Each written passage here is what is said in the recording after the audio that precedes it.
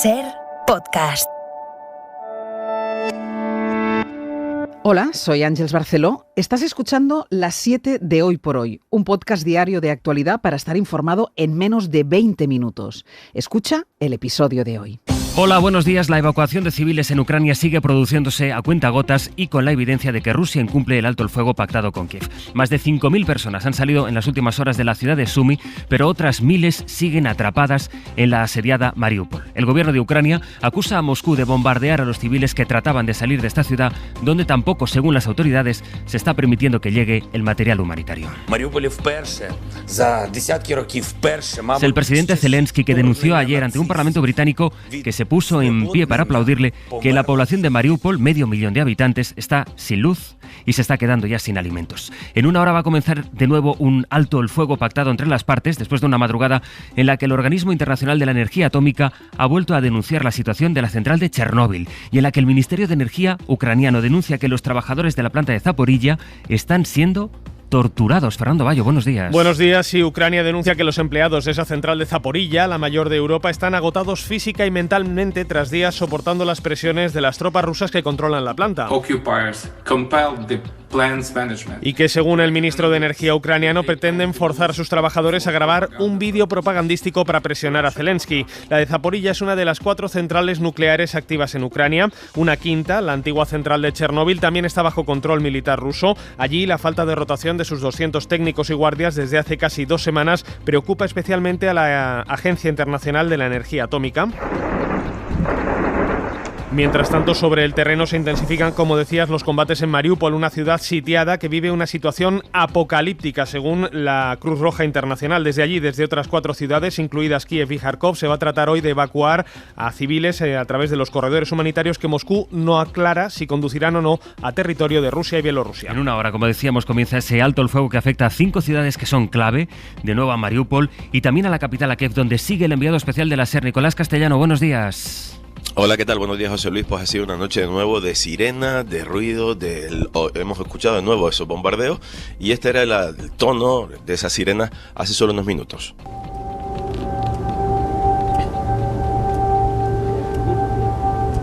La población de nuevo que se despierta a esta hora de la mañana, José Luis, pendiente de esos posibles avisos de las baterías antiaéreas también. Se han vuelto a escuchar esas detonaciones.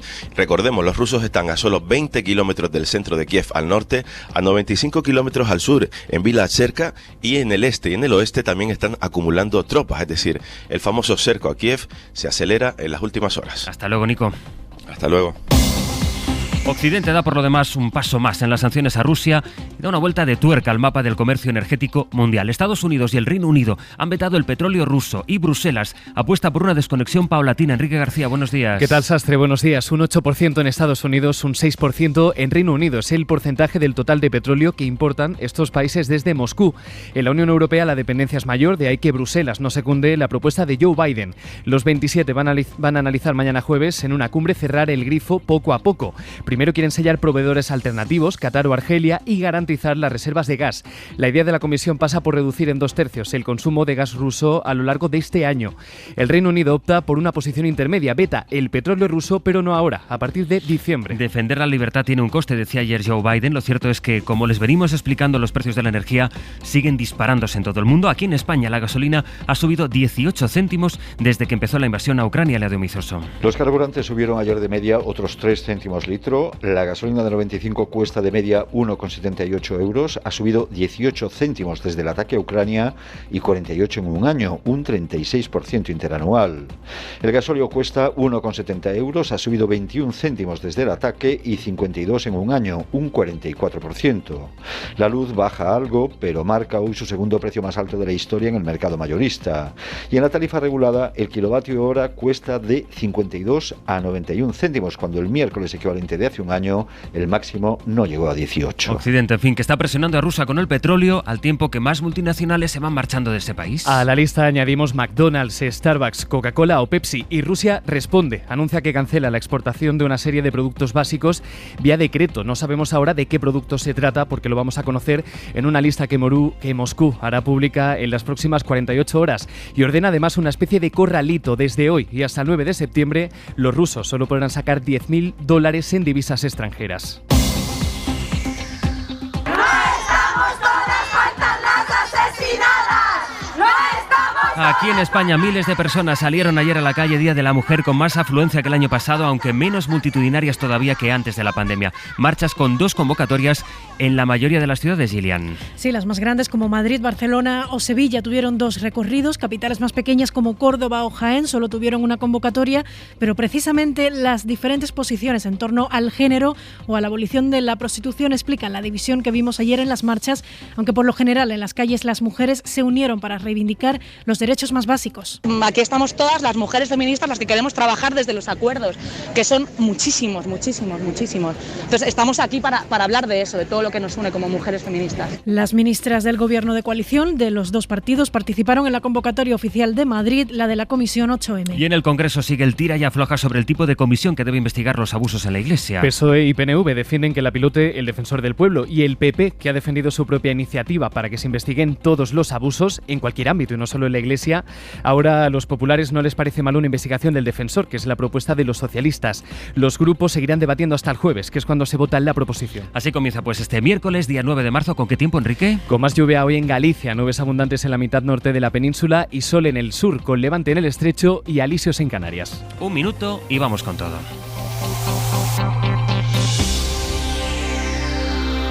El alza de los precios de la energía, consecuencia de esta invasión a Ucrania, se nota ya en los bolsillos, en todos nuestros bolsillos, y comienza a afectar a sectores muy específicos que están viendo cómo se encarece su producción, Enrique. Hoy la luz alcanza su segundo máximo histórico. Vamos a pagar 472 euros el megavatio hora, con picos por encima de los 600 euros entre las 7 y las 8 de la tarde. En Euskadi, el gobierno autonómico habla ya de emergencia energética y no descarta incluso paradas en la producción. Bilbao, Isabel León, Egunon. ¿Qué tal, Egunon? La advertencia de la consejera de Desarrollo Económico, Arantxa Tapia, es contundente.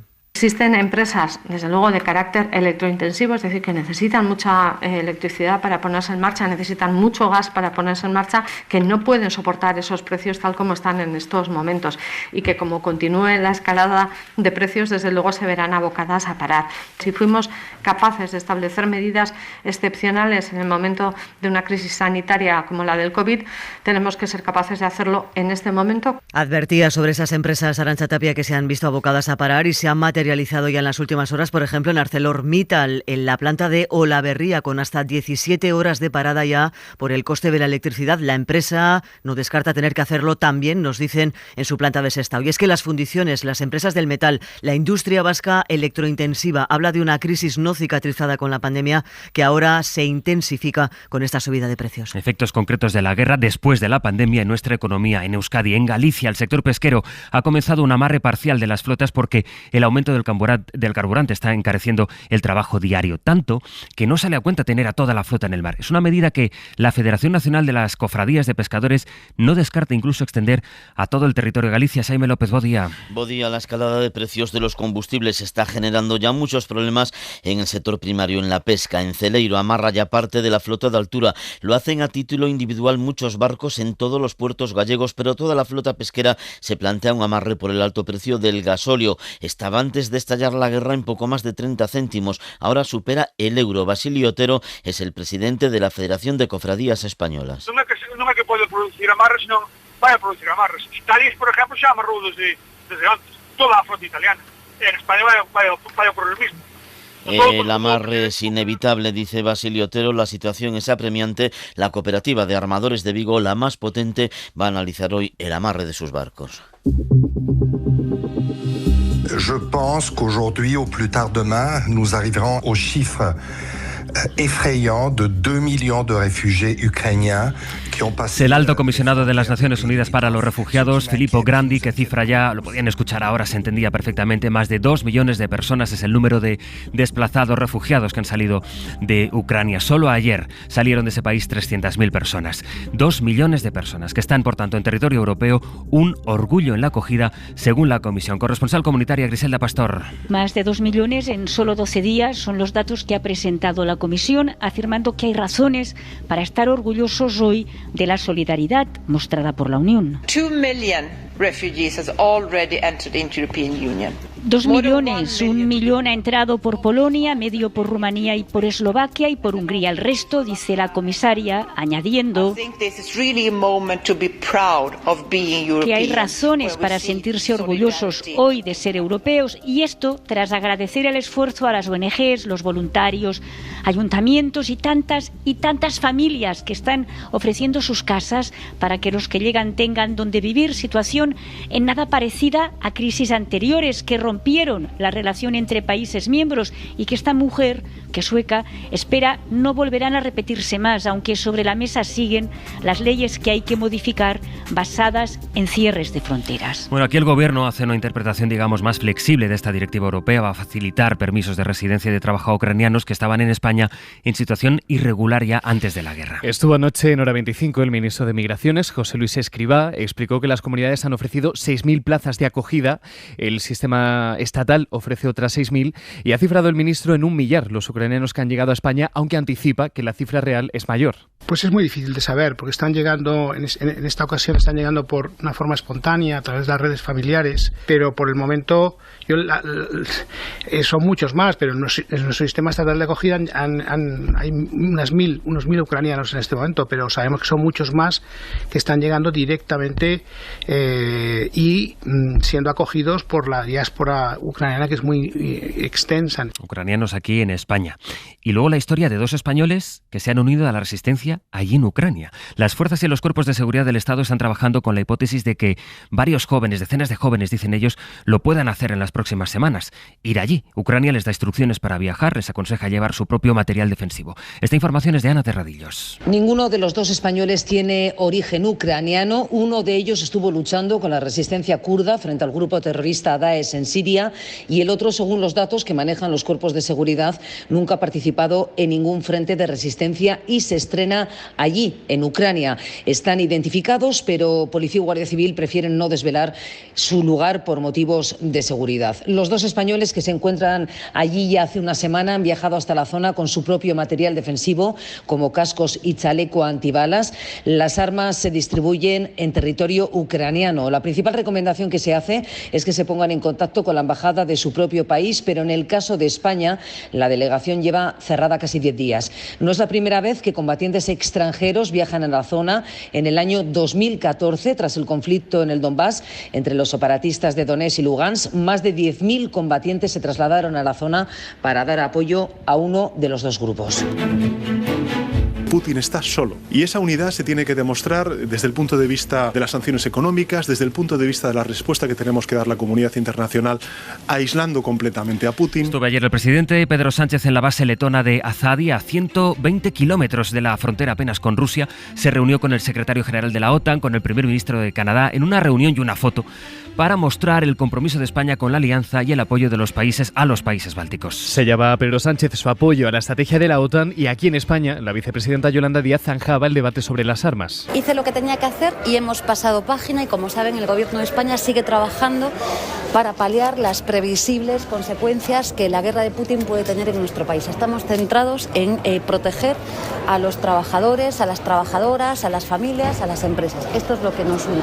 Esto es lo que nos une. Horas antes, en la rueda de prensa posterior al Consejo de Ministros, los periodistas preguntaron directamente a la ministra de Igualdad, Irene Montero, sobre esas discrepancias y Montero las 2 veces declinó responder. En esta misma rueda de prensa preguntaron también a la ministra portavoz sobre la carta del rey emérito que el lunes decía a su hijo que seguiría en Abu Dhabi, aunque volvería de visita privada a España. No descartaba en todo caso un regreso definitivo. La portavoz Isabel Rodríguez respondía. Respetamos, como no puede ser de otro modo, tanto la decisión del rey emérito como la forma en la que ha respondido también la actual Casa Real. Y ya lo hemos explicado y lo hemos dicho en otras ocasiones. Sí, entendemos que los españoles merecerían una explicación de todas las informaciones que hemos conocido a lo largo de este tiempo. Los grupos minoritarios y socios del Gobierno piden una reforma legal sobre la inviolabilidad del rey y exigen explicaciones al emérito. Hay más asuntos en la crónica de este miércoles. La pandemia, que no ha acabado. La incidencia cae 20 puntos durante el fin de semana y se sitúa en 443 casos por cada 100.000 habitantes. Desde el viernes se han registrado 40.000 contagios y Sanidad ha notificado 160 muertes. Con esta fotografía a la baja, Madrid propone eliminar las cuarentenas para los positivos asintomáticos y leves y dar luz verde ya al fin de las mascarillas en interiores. Laura Gutiérrez, buenos días. Buenos días. Y la Comunidad de Madrid es partidaria de acabar con las mascarillas en interiores, salvo en entornos vulnerables. Enrique Ruiz Escudero, consejero. Creemos que debe dejar de ser obligatoria en interiores, siempre que la evolución de la pandemia así lo permita y con la excepción de continuar utilizándola en entornos vulnerables como son las residencias de mayores y centros sanitarios y también en el transporte público. Madrid propone además que los positivos que no tienen síntomas o que presentan sintomatología leve no tengan que guardar cuarentena. Se va a pedir además que se excluya el 1,5 metros de distancia como medida de prevención en cualquier entorno. Aquí en Madrid ya no se harán PCRs en los ingresos hospitalarios y se permitirá poco a poco el acompañamiento de pacientes. El Senado ha aprobado este 8 de marzo, lo aprobó ayer, una ley para reforzar la protección de los huérfanos de la violencia machista. A partir de ahora podrán cobrar la pensión aunque el asesino de su madre no sea su padre biológico. Mariola Laurido. Este 8M ha supuesto un gran avance para la protección de los huérfanos de la violencia machista. Mientras las feministas se manifestaban, el Senado aprobaba ayer la nueva ley que amplía la cobertura de las pensiones de orfandad. Podrán cobrarla aunque los adopten los familiares y aunque el asesino no sea el padre. Esta mejora la impulsó la Fundación Mujeres. Marisa Soleto es su directora. Empieza a construir un auténtico sistema de reparación del daño, ¿no? Es posible que no seamos capaces de proteger a sus madres, pero hemos de ser plenamente conscientes de que estos niños, estas niñas, necesitan un sistema de reparación que les permita seguir adelante con su vida como si realmente el crimen horrible no hubiera sucedido. La ley pasará ahora directamente al BOE para su entrada en vigor. 340 menores han quedado huérfanos en los últimos 9 años desde que hay estadísticas. Y según ha podido saber la SER, el fiscal de Seguridad Vial va a advertir hoy a las empresas de mantenimiento de las carreteras que podrá tomar medidas contra ellas si no arreglan los desperfectos en las vías. Teresa Rubio. Pedir responsabilidad penal es la última de las opciones, pero es importante, dice el fiscal Bartolomé Vargas, que los ciudadanos sepan que existe. Primero, solucionar el tramo peligroso y de elevado riesgo que uno conoce y podemos conocer. En la ciudad lo conocen los colectivos vulnerables, en las carreteras por los propios conductores. Colaborar todos a que se subsanen. Si finalmente no se subsanan a pesar de las advertencias, requerimientos, etcétera, etcétera, puede ponerse en aplicación la norma penal. Ese es el planteamiento de la Fiscalía. No se podría actuar contra la Administración o una empresa constructora porque son personas jurídicas, pero sí contra personas físicas como un funcionario que no haya tenido en cuenta las denuncias de los ciudadanos o el contratista responsable de arreglar la carretera. Suscríbete a las 7 de Hoy por Hoy. Todos los episodios y contenidos adicionales en la app de Cadena SER y en nuestros canales de Apple Podcast, Spotify, iVoox, Google Podcast y YouTube. Escúchanos en directo en la SER de lunes a viernes a las 7 de la mañana. Cadena SER. La radio.